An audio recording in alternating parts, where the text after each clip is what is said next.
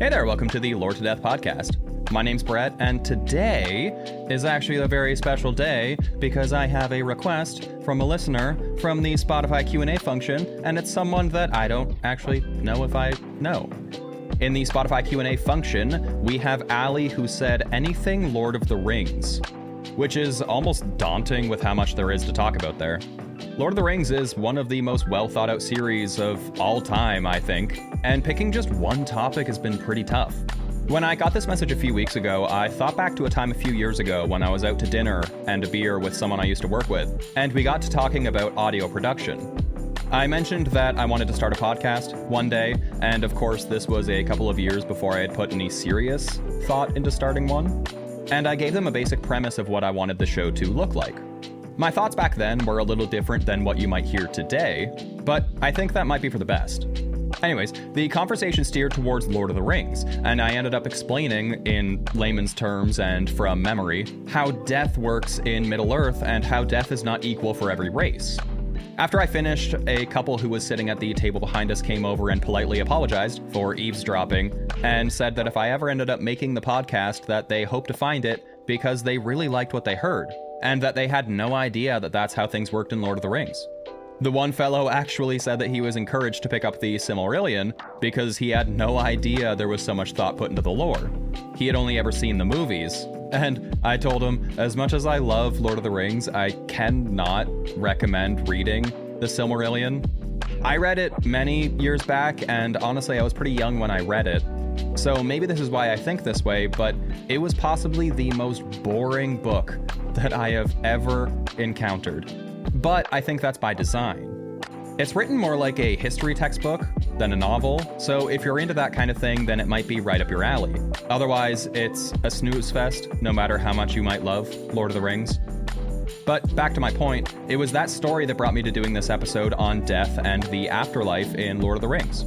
It's something that I've thought about doing many times, but I thought that it might be too boring and maybe a little too convoluted, and probably not everyone would want to hear it. Another reason why I think that this topic in particular is a great place to start with Lord of the Rings is that Tolkien once said that death and immortality is the overarching theme for the series. He said this in a letter from 1956 that read, "The real theme for me is death and immortality. The mystery of the love of the world in the hearts of a race doomed to leave it and seemingly lose it. The anguish in the hearts of the race doomed not to leave it until its whole, evil-aroused story is complete. But if you have now read Volume 3 and the story of Aragorn, you will have perceived that." Which I find fascinating because when I think of Lord of the Rings, I think of the story of Frodo Baggins and Samwise Gamgee first and foremost, and themes of loyalty, compassion, and selflessness. But it makes sense that death and life beyond death are main themes in Tolkien's eyes, seeing as there's so much to do with the dead and death, like the Barrow-wights, the dead whom Aragorn leads from the White Mountains, and the faces of dead elves that Frodo sees in the Dead Marshes, and so much more. So that's what we're talking about today. Death and the afterlife in Lord of the Rings, or death and immortality. As most people know, elves are immortal and men are not. However, immortality does not necessarily mean that one cannot die, but rather that their spirit can live on. Elves remain unwearied with age and can recover from wounds that might be fatal to a man. But they can still be killed in battle. If you chop off someone's head, it doesn't matter if they're immortal or not, they're probably not getting up. The end result for elves is that their body will end up in Valinor, which means the land of the Valar, also known as the Undying Lands, which was across the sea on a continent westward of Middle-earth called Aman, which was also known as the Blessed Realm. Even if an elf is not killed in battle, their spirit will eventually grow weary of Middle-earth and return to Valinor, and we'll explain that a little bit more later.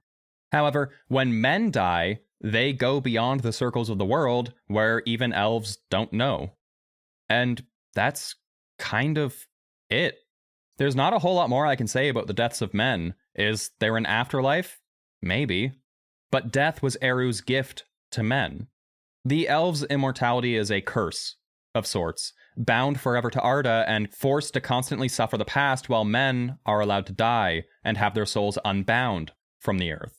I want to read a bit from the Silmarillion that kind of explains why men are allowed to die and why men's death is different from elves. Therefore he willed that the hearts of men should seek beyond the world, and should find no rest therein.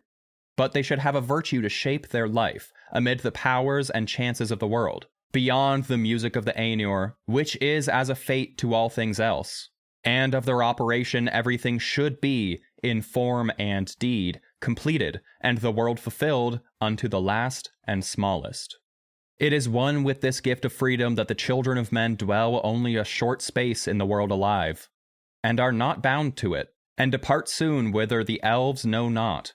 Whereas the elves remain until the end of days, and their love of the earth and all the world is more single and more poignant therefore, and as the years lengthen, even more sorrowful. For the elves die not till the world dies, unless they are slain or waste in grief. Neither does age subdue their strength, unless one grow weary of 10,000 centuries. And dying, they are gathered to the halls of Mandos in Valinor, whence they may in time return. But the sons of men die, indeed, and leave the world, wherefore they are called the guests, or the strangers. Death is their fate, the gift of Iluvatar, which as time wears even the powers shall envy. But Melkor has cast his shadow upon it, and confounded it with darkness, and brought forth evil out of good, and fear out of hope. Yet of old the Valar declared to the elves in Valinor that men shall join the second music of the Ainur, whereas Iluvatar has not revealed what he purposes for the elves after the world's end, and Melkor has not discovered it. Now, that's the general idea. Elves go to Valinor, and men get an all-season pass to the roller coaster in the cosmos. But we can't just leave it at that. We mentioned Valinor, and the Valar, Aman, and Eru, and I think that the best way to understand Valinor is to understand the Valar, and to understand the Valar is to understand Eru. So let's start there. I want to talk briefly about the creation of the Earth and the ones who created Valinor, so that we can get a better understanding of all of it. And I think it's worth saying, even though it's a little late to say it, that I am going to butcher the pronunciation of all of this, because everything that is said in here, all of the names, all of the titles, all of the everything are all made up words from a made up language, and yes, all language is made up and all words are just made up, but I don't know this language, and I have not been so well versed in the pronunciations of this language, and so I apologize to anyone who is a diehard Lord of the Rings or the Silmarillion fan. I apologize because I'm going to mispronounce everything. With that being said, Eru Iluvatar is essentially the one true god, being the supreme deity of Arda. Arda being the Quenya word for realm, which is their earth, where the peoples of Middle-earth and Aman lived. I'm going to interchangeably use the word Arda and Earth, but on this Earth, aside from Middle-earth and Aman, there was also the Dark Land to the south, which was the result of the Battle of the Powers and where no one lived. It's rumored that the Númenóreans might have visited there, but it's not said whether they established any sort of dwellings there. Then there is the Burnt Land of the Sun to the east, which is also believed to be uninhabited. There's actually a whole weird history with Arda, where originally it was actually a flat Earth. It was just a disk floating in the cosmos, which I can't believe was an actual thing. Because the Valar wanted to build it to be symmetrical, it was a disk. It wasn't until there was a war when it was attacked by Melkor, also known as Morgoth, that the geography changed and it became spherical. We'll get back to Melkor a little bit, but won't go over this period entirely because it's a whole thing on its own. Although I would really like to go over it at some point, the First and Second Age, because it's really cool. But back to Eru, you might not have heard of him, since he wasn't mentioned in the Lord of the Rings trilogy or The Hobbit, but only in the Silmarillion. Even though technically he had an involvement in the trilogy. Eru is a transcendent being, existing beyond the world in the timeless void. He created a group of angelic beings called the Ainur, who helped Eru shape Arda through the music of the Ainur, which is basically a chorus of Eru's thoughts given their own life, so that the creation of life and the world wasn't solely on the shoulders of Eru. One of these Ainur was actually Melkor that we mentioned before. The way I like to think about this is in terms of the Greek pantheon. Eru was essentially Zeus, who was the most powerful of the gods and the leader of them. And then the Ainur were basically the rest of the lot. They still held great power and were the first to come into existence, but ultimately they were nothing before the power of their leader. Eru single-handedly had the ability to create life, as we could have guessed, and it was he alone that held the power to create independent life along with the ability to shape reality using the flame imperishable. He created the bounds of Ea, which was essentially the universe as it meant world and all that is. And Ea lay within the void, where Eru resided outside of and assumedly where the spirits of man would go when they passed. He then gave the Ainur the option to go into Ea and shape it as they pleased.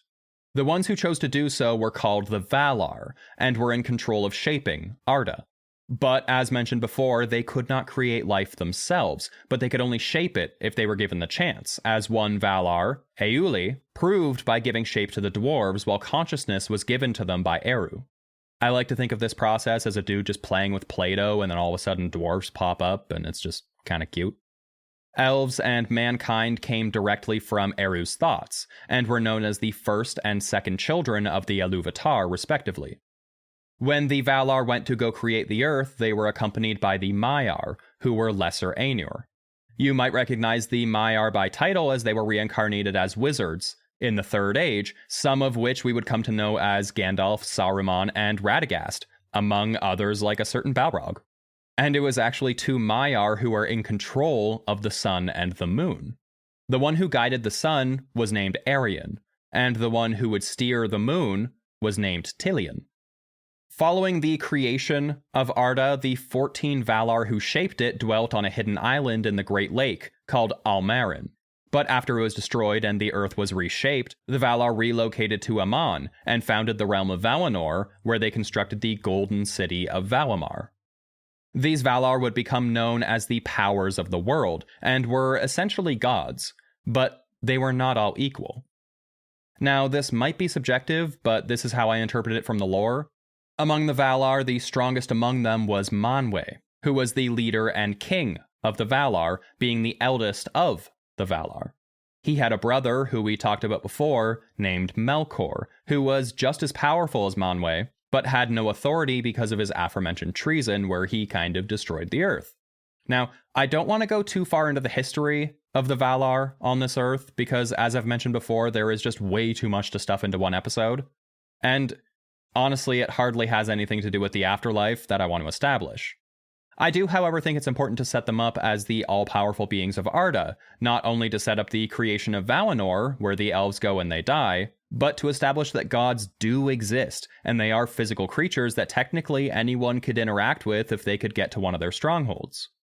I think that's interesting in itself because it shows Tolkien's path from pagan influences, in this case having a sort of pantheon of gods that physically existed in the world, much like Greek or Norse mythology, into the more Judeo-Christian theology that we get in the Lord of the Rings series with the concepts of resurrection and Valinor being a direct parallel to heaven. There are plenty of references to different mythologies and religions throughout Tolkien's work, and I wonder if there's something to be said for all the themes. We know that Tolkien was a devout Catholic, and so the themes on resurrection and the afterlife should not be surprising. It's more the themes of reincarnation and paganism that are surprising to me from a Catholic in the 1900s. But then again, just because someone belongs to a certain denomination does not mean that they are doomed to have a singular view. And I caught myself having forgotten that in my research on this episode. That might be a little bit of a weird tangent, but I'm learning to be a better person here. Give me a break. So we know now who Eru Ilúvatar and the Valar are. So let's talk a bit more about the continent of Aman and, by extension, Valinor. As I mentioned before, the Valar originally resided in Almarin, but after the devastation caused by Melkor, they migrated to Valinor. The major city in Valinor was Valmar, which was home to the Valar and the Vanyar. Now, I know all of these sound very similar, so bear with me. The Vanyar were the descendants of the first elf Eamon and his wife Eminye, along with 6 other pairs of elves. The Vanyar were known as the Fair Elves or the Light Elves. Under the leadership of Ingwe, The Vanyar were the first to set forth on a journey to set sail west and reach Amon, where they ended up staying. The city of Valmar was built on the Great Plain of Valinor, beyond the mountain shield of Pelori. It had great golden gates, gold-domed buildings, and streets paved with silver. Valmar is seen as the capital of Valinor, and it is likely Tolkien's proper version of heaven, as the city's structures, streets, and gates are very similar to those mentioned of the City of God in the Book of Revelation.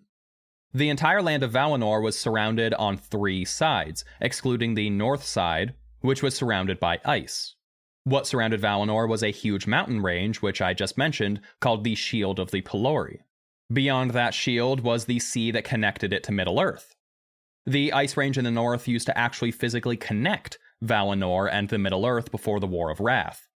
The second group to sail west were the Noldor, also known as the Deep Elves. However, they were tricked by Melkor and used the aforementioned ice range to go back to Middle-earth.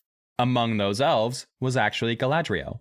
After the war, when that physical connection was severed, they were seen as rebels and were not allowed to go back to Valinor for many years.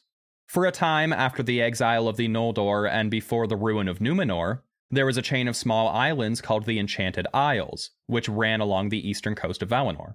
These islands created the Shadowy Seas, which were there to prevent mariners, mortal or immortal, from reaching Valinor by sea.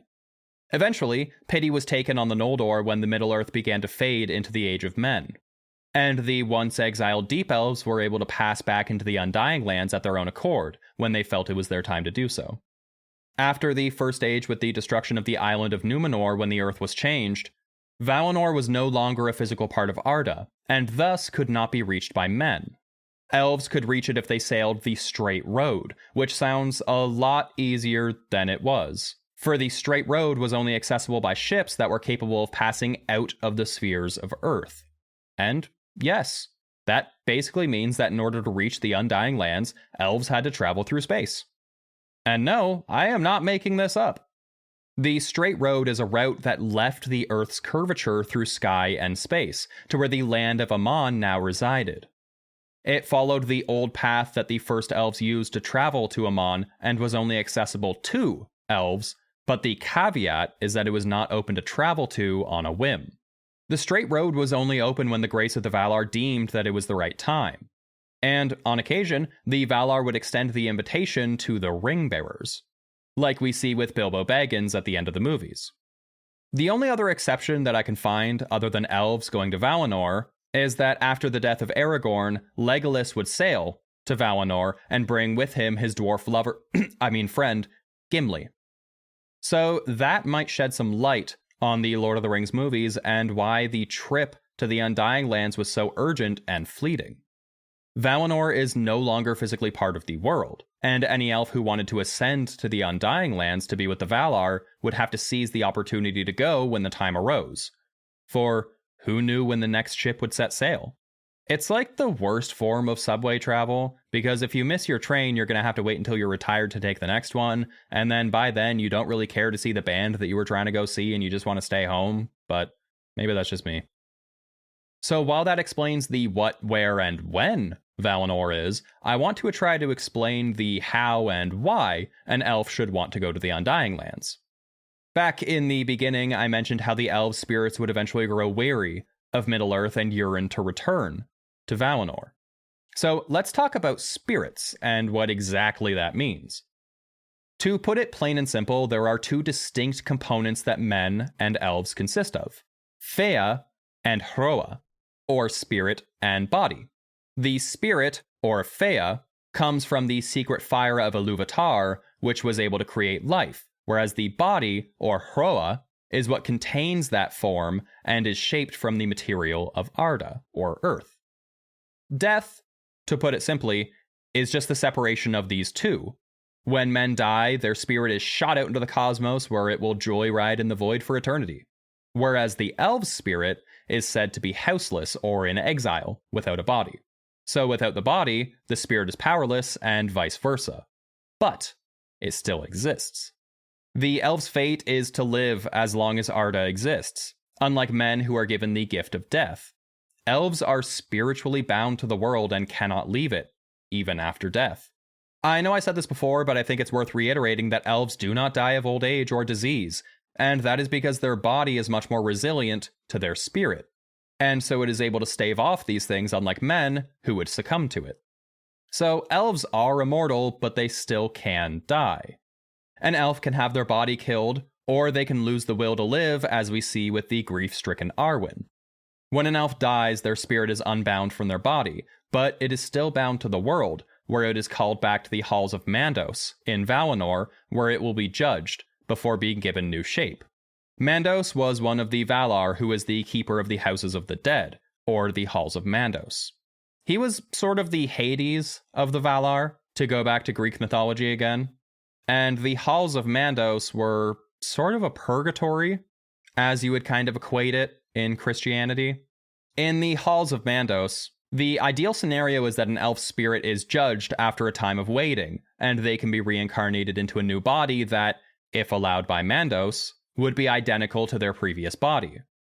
Alternatively, an elf spirit could be judged poorly and denied reincarnation if it had done too little good or too much evil in their past life.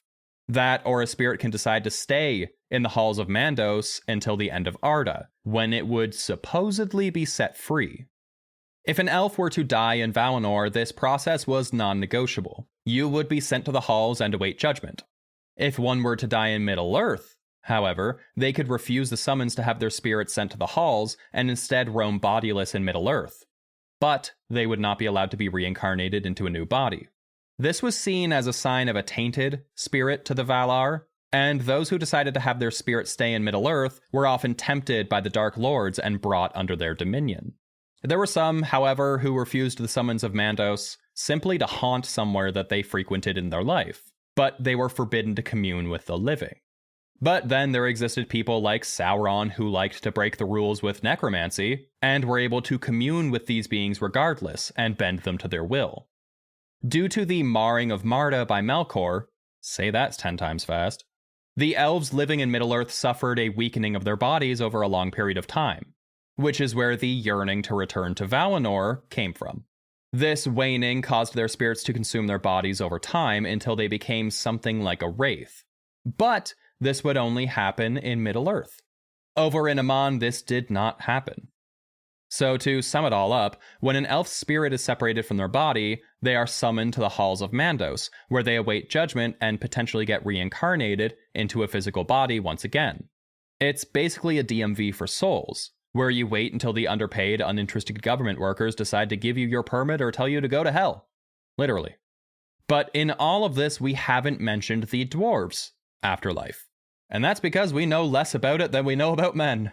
The most that we get is from a single paragraph in the Silmarillion, where it states that the elves believe that after their death, dwarves return to the stone from which they were made. But according to dwarven tradition, the Valar who created them, Auli, known to them as Mahal, gathers their spirits in a separate hall, set apart in the Hall of Mandos, where the dwarves will help rebuild the earth when it is reformed. But if that's true, we don't actually know. The dwarves will tell you that their souls can be reincarnated as well, as the legends say that Durin was reincarnated 7 times. But I think that's mostly a tall tale to keep the Durin line in power, but don't tell the dwarves that I said that. Then there are the Maiar, the servants of the Valar, who are immortal as well and will basically be sent back to their physical bodies after death if the mission given to them by their Valar master was not completed. We see this with Gandalf being reborn from grey to white. There are also half-elves who would suffer the same fate as men unless they had contact with the Valar and were given the choice to live the life of an elf, in which case they would continue on as an elf would. The only exception I can find of men being caught in the state between death is the dead men of Dun-Arrow, or the Army of the Dead, who walk as spirits because they were cursed by Isildur until their oath was fulfilled. Another who walked the earth in a similar state are the Ringwraiths, who were men that succumbed to Sauron's power through wearing the Rings of Power, which gave them a form of immortality, but reduced them to invisible wraiths who were bound to the power of the One Ring and were entirely under Sauron's control. I'm not sure that I would call either of these existences truly immortal. as they are cursed in one way or another to roam Middle-earth without a body, and are entirely subject to another's will. Whereas true immortality, seen in the Valar or the Elves, means that they still own their bodies and they are only beholden to their own will. But that's about all I can muster up about death, immortality, and the afterlife in Lord of the Rings. I think I've covered everything here, but there is so much information in Tolkien's writings that it's hard to be sure if I've covered everything, because every time I think that I'm done, I'm writing another paragraph because I've found something else. But I'm going to call it a day here, and I hope that no one calls me out for being the uncultured swine that I am. Men are mortal beings who are given the gift of death, and their spirits roam the cosmos after their physical bodies perish. Dwarves are a bit of a mixed bag, and their fate depends on who you ask. It's assumed that their spirits are sent to a separate hall to await the end of time so that they could rebuild the earth, but we don't know for sure. Elves have immortal spirits no matter where they dwell, and have immortal bodies as well as long as they dwell in Valinor. Their souls go to the great DMV in the sky when their bodies perish to await judgment and are usually reincarnated. And with that, I want to ask, what do you think? Do you think that the gift of death given to men is truly a mercy, or do you think it's a cruelty that they're doomed to have only a fraction of the existence that is granted to other races? Or do you think that immortality is the true curse? Personally, I wouldn't want to live forever. I find that the question of if you found immortality, would you take it, comes up pretty often, and my answer is usually the less popular opinion. I think that to live forever is to know nothing but loss, and a limited existence is what gives us purpose. We can learn to live and experience just enough loss to give us an appreciation of our existence. And to live forever is to never have a silver lining. For to be eternal is to live without consequence. And I believe that it's that consequence, the fight or flight, that really gives our lives meaning. You can find us online at Lord to Death on Spotify, Apple Podcasts, or wherever you find your podcasts. You can find me on social media as well, mostly Instagram, because I was born too late to understand what TikTok really is. And if you have any questions, feedback, or ideas for an episode, please shoot me a message on Instagram or use the Spotify Q&A section on the app to drop a comment. Remember to not get caught up in the fantasy of your own existence. We, as men, don't get to live forever, so pick up the phone and call a loved one. Or if you have a pet, give them a hug. And I'll be sure to lure you to death in the next episode. And yes, I'm bringing that joke back, and it's here to stay, baby. See ya.